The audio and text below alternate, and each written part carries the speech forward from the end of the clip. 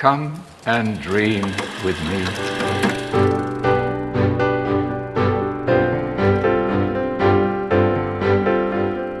Hello and welcome to this What Do You Want to Watch discussion about Day 2 of San Diego Comic-Con. I'm Ashley Hobley. Joining me today, Dylan Black. Yeah, I'm thinking I'm back. Alright. Day 2 of San Diego Comic-Con. Back for Day 2. Yeah. Let's kick off there. John Wick 4. Have you given any thought to where this ends? The table will never stop. You know this.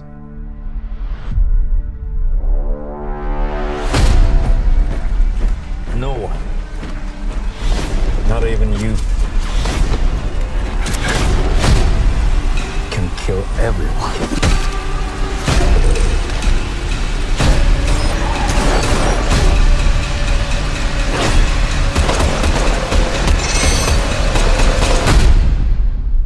You ready, John? Yeah. They got a teaser trailer. There was a panel. Keanu Reeves is in it. Lawrence Fishburne's in it. I have not watched 2 or 3, so, Dylan, give me your thoughts on John Wick 4. What? Yep. What? Just throwing it out there.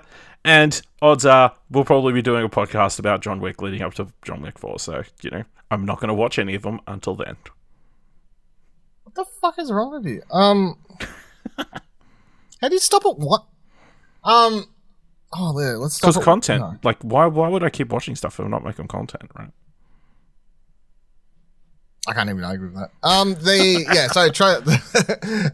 Trailer was very good. I mean, it's a teaser, so, obviously, spoilers because you haven't watched the fucking third movie, but I have to talk about it, obviously, talk about trailer. That's fine. But the last movie ends with the big reveal that is his friends, sort of turned on him and left him for dead, so then it was sort of, now you've got Lawrence Fishburne's character, who I can't remember what his name is, but he's sort of his John's one remaining friend in the world. So now John Wick's sort of out to get revenge against the Table, which is the head, just the whole organization, the criminal underworld organization of which the hotel is a part of. And that's why I have a line in it, I guess, about you can't kill them all. But the answer is, yes, he fucking can. Yeah, let's go. That's all I care about. So, but yeah, I mean, look, all these movies are bangers. There hasn't been a bad one. The fact that, I can't remember, what's the dude who makes them? I can't remember. Is it Stileski? Or am I getting backwards? Yes. The two. Yeah, I think it's Chad Stileski, right? Yeah. The fact that, he was look, I'll keep making them as long as people keep going to see them. So, it's, so, I'll keep him or John Wick saying that? No, Chad Stileski, I believe, said it. When the third one came out, and there was an interview at the time with, whoever, and I asked, how many he'll make, and he's like, I don't know, I'll just keep making them as long as people keep wanting to watch it. So, yeah. 2 thumbs up for a teaser. Has a lot of insanity in it.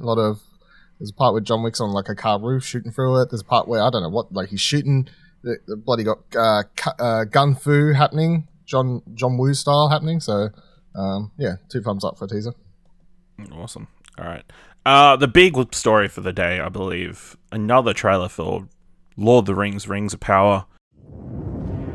We thought the war, at last, was ended. Today, our days of peace begin. We thought our joys would be unending. We thought our light would never dim. The skies are strange.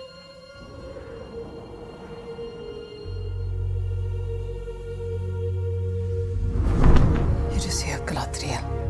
The moment we feared.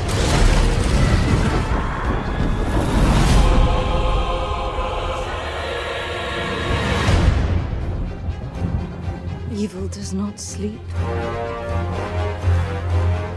It waits.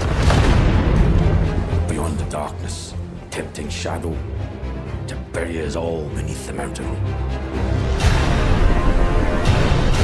He has not one name, but many.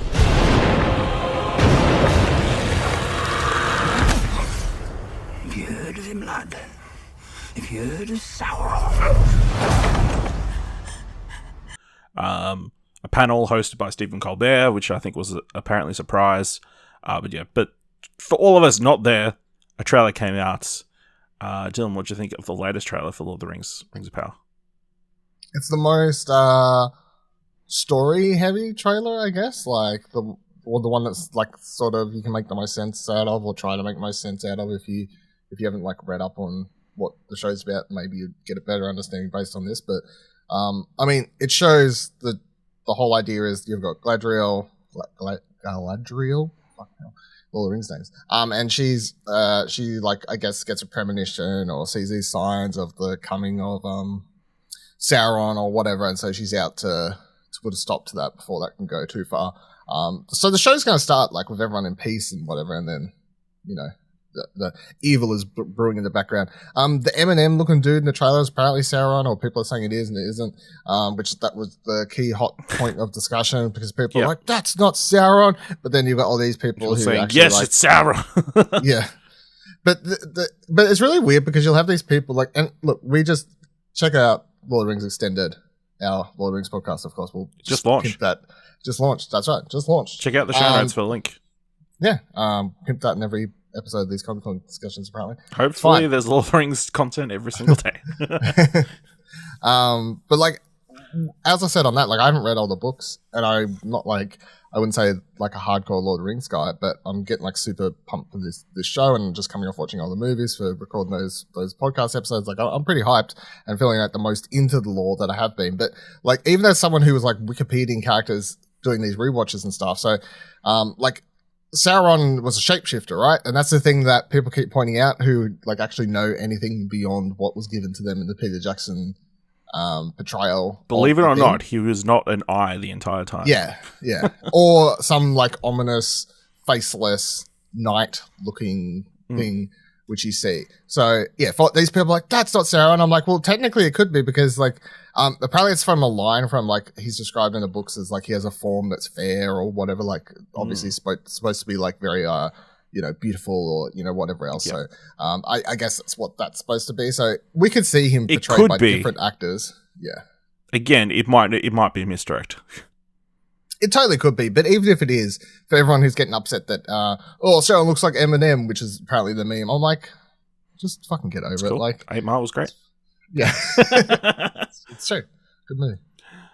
This was great. I really loved it. I think this might have been the most visually interesting out of all the trailers so far as well. Like, you've got that shot of Galadriel with all the helmets. Like, that was fucking cool. I think there's not a bad shot in this trailer, except for maybe where she's swimming. I think that didn't look particularly good, but I feel like every trailer they've released has got better. Like, the teaser was the worst, and then they've just got better since. Yeah, I think this show is like, it's building the perfect momentum. Like, in the lead up, it's like I think people would be super excited when it launches. Insert date here. September 2nd or something like that. Anyway, it's the start of September. Yes. Yeah. Even though I'm like, I still don't understand exactly when this is taking place and all those different elements of that kind of stuff. It's like 1,000 years before. It's like it's 1,000 years before.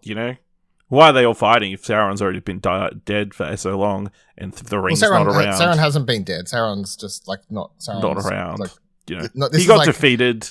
He got his hand chopped, fingers cut. This is a bad comparison because we don't care about them. But to make it like pop culture like reference that makes sense, this is the Fantastic Beasts of Lord of the Rings. And I'm not comparing quality. I'm just saying like this is origin story of major villain of franchise that's set when he was. So what you're saying is Better Call Saul? No, because Saul wasn't actually the bad guy of Breaking Bad. But there isn't the bad guy in this Better Call Saul? I mean, he's in both, but like it's not. Yeah. Like, I'm just saying from quality, we're hoping. Okay, yeah. This show's not going to be as good as Better Call Saul, but that's fine. Maybe. It could only hope to be as good as Better Call Saul, alright? After that last episode, woo, my heartstrings. Anyway. Side note, I saw somebody say Better Call Saul's the best prequel, and I don't think there's any competition, really. No argument. Not only is it the best prequel, but the show's so good it's better than the source material. And Breaking Bad is already one of the greatest shows of all time, and the fact that they made a prequel that's better than that's fucking talent. Just saying. Yep. All right. So yeah, super excited for Lord of the Rings, Rings of Power. Yep, September 2nd on Amazon.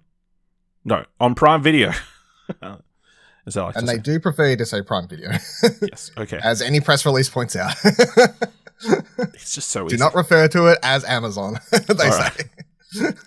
The other big panel for the day was the Marvel animation panel. We got our first trailer from I Am Groot.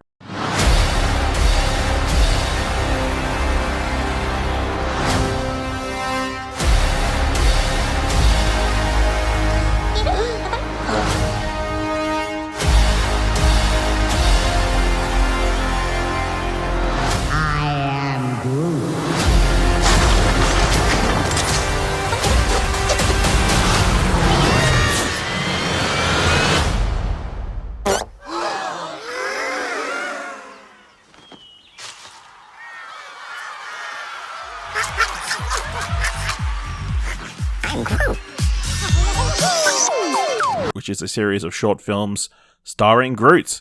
Those in attendance got to watch the special Groot Takes a Bath, which, he takes a bath. The series is debuting August 10th. Dylan, what do you think of the short trailer?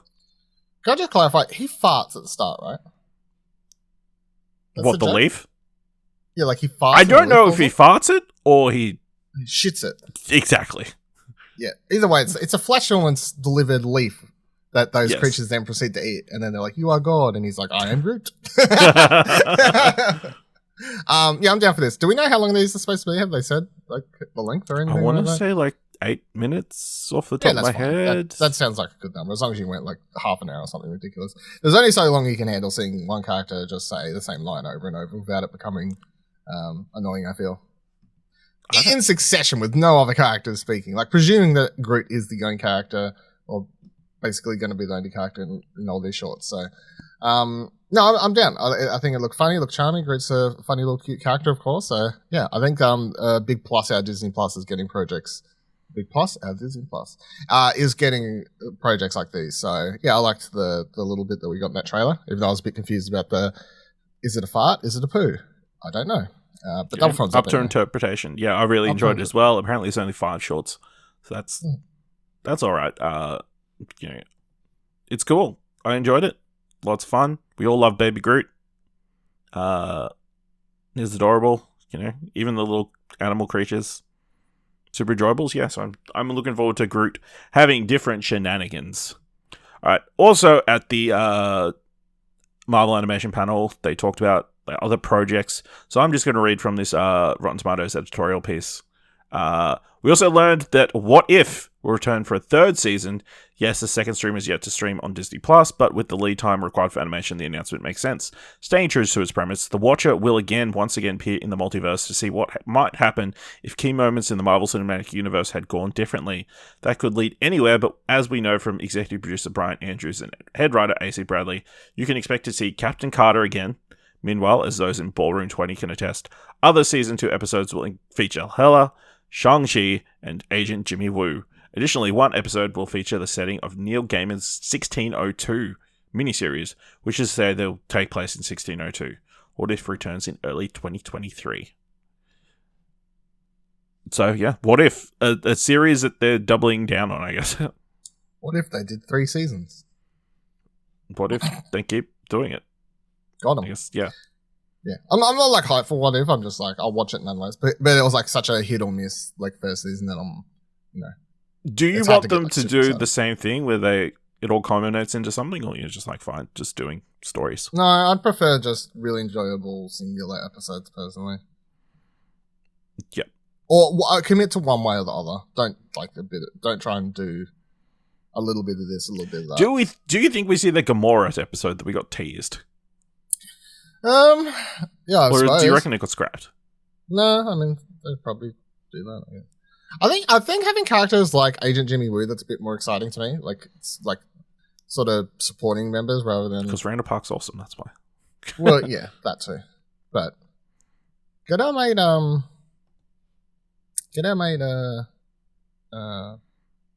What's this? I was trying to remember. I can't remember. Was he? It was Shang-Chi, right? Yeah.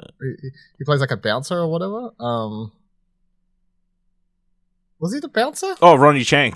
Yeah, right. He plays the bouncer or something, right? yeah, like he works at the Yeah, I was club. like, I was like, am I like getting this wrong? Or no, that was Ronnie Chang. No. Yeah, do a Ronnie Chang spin-off. There. Maybe. Well, if it sounds like Captain Carter's coming back, so there's potentially, hopefully that's a sequel to the first one. I think that would be cool. You know how it ends, though. We don't know if that's the same universe. It's a whole multiverse. Just saying. I mean, what if the events of Doctor Strange and the Multiverse of Madness didn't happen?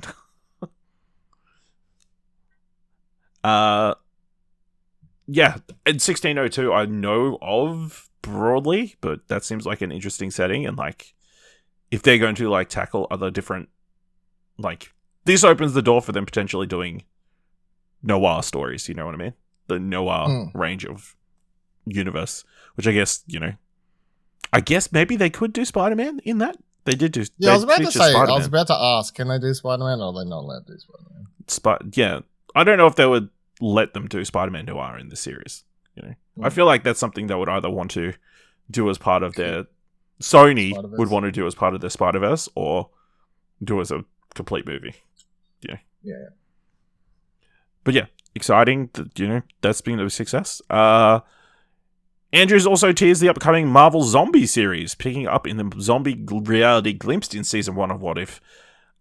A new generation of heroes, including Yelena Belova, Kate Bishop, Red Guardian, Jimmy Woo, Death Dealer, Shang-Chi, and Kamala Khan, rise to face the undead. Unfortunately for them, the horde includes the zombified corpses of Captain America, Hawkeye, Captain Marvel, Ghost, Wanda Maximoff, and Okoye, among others. I can't wait to see all of this cosplay, Andrew said. The series is not yet on the release calendar. So yeah, that's I'm glad that they're connecting it to What If, because that was the thing. I remember when they announced they were doing this, and I was like, well, now you've done it in What If. Like, it's a bit, like, why would you do it twice? So, if it's connected, then if it's fine, continuing, or like we get to see how it starts, I don't know. Yeah. So it's interesting, and yeah, again, like utilizing all those names that I listed that they want to feature are all new characters in the last 12 months. Yeah. So while they're filming whatever project they're actually being paid for, they like put them in a voice booth. Can you just read these lines? Yeah, no, this is definitely ADR for this movie. No, you don't need to speak to your agent. What? Yeah, there are definitely zombies in this movie. Okay, so although Marvel Studios head of streaming television animation Brad Winderbaum and executive producer head writer Bo DeMeo offered many details about X-Men 97, one thing matters. The original theme song will be used. As a revival of the 1990s Fox X-Men animated series, it sees the iconic 1990s team facing new challenges, and even with new teammates like Roberto da Costa, Sunspot, and a new leader. Nevertheless, the spirit and ethos of the original remains firmly in DeMeo's mind. Also, a second season is already in the works. The program will premiere in 2023. Seen a lot of happy fans. But I mean, I was hoping to, like, as someone who wasn't there, to have heard more. Yeah. Especially on the back of, that theme song being used in other projects. Just gives the intro music. The intro gives the opening credits. Show us that. I'm just wondering if it'll be as cool. Is it like a nostalgia thing, or like will it actually be good? I feel, I feel like it'll. I think it will find a way to be right down the middle. Lastly, executive producer and head writer Jeff Trammell revealed a few more details about Spider-Man Freshman Year. The series will focus on the origin of Peter Parker via an animation style that also celebrates the character's 1960s appeal. Head of visual development Ryan Mettering unveiled the new Spider-Man suit designed for the series, although it might be more accurately described as a prototype, considering this is Peter's first take on the concept, and a classic red and blue suit will also appear. Other tidbits the audience heard: moderator Paul F. Tompkins will voice Bentley Whitman, Runaways Nico Minoru will turn out to be Peter's best friend at the time, Amadeus Cho lives nearby, Harry and Norman Osborn will exist somehow, and Charlie Cox will lend his voice to an animated Daredevil. Also, a second season is already in development, and it's called, naturally enough, Spider-Man Sophomore Year. Freshman Year is set to debut in 2024.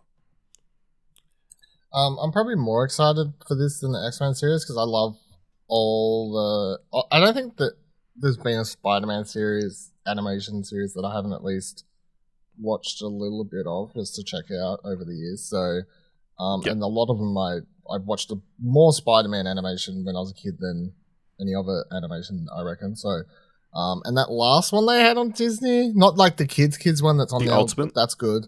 Where is- Ultimate, yeah, that was really good. But yeah, even the one that's on now that's for younger kids is really Spider-Man good. So, Friends. yeah, that one. So Spider-Man has a good animation history, I feel. So Yeah. I'm pretty keen for this. I'm pretty keen for this. The more I hear about this, the more I hope this isn't like closely has to be in canon. No, I'm assuming it's not canon, and then if it is canon, my interest drops pretty quickly, to be honest. Yeah, because I just don't want it, heavily tied in. No, I want it to be its own thing. So Yeah, so that's everything from the Marvel panel. Yeah, that was kind of the big stories. There was other panels throughout the day. I pulled something. we got one Star Wars news story today. Was there? Amanda Steinberg is finally confirmed to be in the Acolyte TV series. Acolyte, yeah. Acolyte, yeah. Which has been long rumored. I feel like there's a story that I'm like, oh, this is confirmed. This is this hasn't been confirmed. When I saw it this morning, I was like, weren't they already announced when they announced the show? But then I was like, oh no, maybe it was just rumored. Anyway, good casting. I'm keen for that show. That's still the most exciting show that they announced from that original slate of upcoming Star Wars things. So I hope they get into production on that pretty quick because I'm keen. Yeah. They also did a screening of Prey, the upcoming Predator prequel set in the 1700s, I want to say off the top of my head. Featuring people from the Comanche Nation. Pretty much rave reviews across the board, from what I understand. So that's very exciting. Very keen. Very keen. Very keen. I was keen before, but this is the thing where I'm like, I'm keen. And then reviews drop and everyone's like, this looks fucking great. I'm like, good. Because, like, when you're keen for something and early reviews like, man, this thing sucks. I'm like, oh, but I was excited. But, this is yes, let's go. So, especially because I'd recently had some people at work being like, I was talking about movies or something and like two people were like, nah, that looks shit. I'm like, no, you are insane. It looks fucking awesome. I can't wait. So, fuck them. I think that's kind of it. I thought there were. I think there was also like small tidbits. The Avatar Last Airbender movie has been confirmed and is actually going to be starring Aang and his crew of people. Is going to be centered on them. There's been rumors they were going to be one of the other avatars or somebody. So it's going to be focused on Aang being much older than he was in the series. So that's exciting. They had the Legend of Mowgli, Gremlins prequel series. Billy Peltzler, who's the main protagonist for Gremlins, he's going to be in the series. So that's something. They did panels for shows like Paper Girls, Walking Dead, lots of Walking Dead stuff. Made a bunch of announcements around Transformers. They did showcase the new Green Lantern film, animated DC film, which I think, this review that I'm looking at gave it a 4 stars, I assume out of 5, so that's pretty solid. But yeah, tomorrow is going to be the big one. Run through some of the panels we're going to see on their Saturday, our Sunday. So it's going to be a Cartoon Network panel with a bunch of different Cartoon Network shows. There'll be a Warner Brothers theatrical session, which will feature Black Adam and Shazam! Fury of Gods. Shazam! You guys shout it. Another House of the Dragon. There'll be a proper House of the Dragon panel. So we might find out some more tidbits there. That'll be a reason for us to plug that podcast next. Yeah, another podcast we can squeeze in. Yeah. There'll be Star Trek Universe panel, a Sandman presentation, and then, the big one that probably everybody's waiting for, the Marvel Cinematic Universe mega panel, in which Kevin Feige will unveil what's next in MCU series and films. So yeah, I guess there's also a panel with Kevin Smith tomorrow as well. So, you know, it says they'll show the opening 5 minutes for Clerks, but, you know, he seems like the crazy type to be like, guess what? We're going to another theater and we're going to watch Clerks 3. Super fans. I feel like that's something that they did several years ago for something.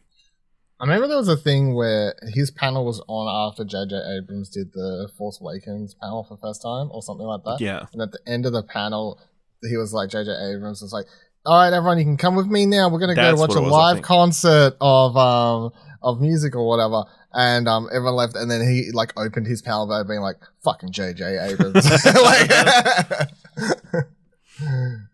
So yeah. So yeah, lots of good stuff to be excited about tomorrow. So come back to What Do You Want to Watch. We'll be discussing all that. All right. Let us know what you thought of day 2 of Comic-Con. What did we miss? What toys, collectibles, different things that you've seen that you want us to talk about? Because, you know, I think we'll do a wrap-up of like what cool collectibles we've seen during the week. That, you know, we want to spend money on, but shouldn't. Let us know on Twitter by going to explosion.com/Twitter, or you can jump to Discord at explosion.com/Discord. If you want to help us out, leave us a review on Apple Podcasts or on Podchaser, or leave us 5 stars. Anywhere we can leave 5 stars, or just tell people about the show. And if you like what we do here, think it's worth at least $1, head on over to our Ko-fi page at explosion.com/support. Thank you very much for listening. Until next time, keep watching stuff, I guess.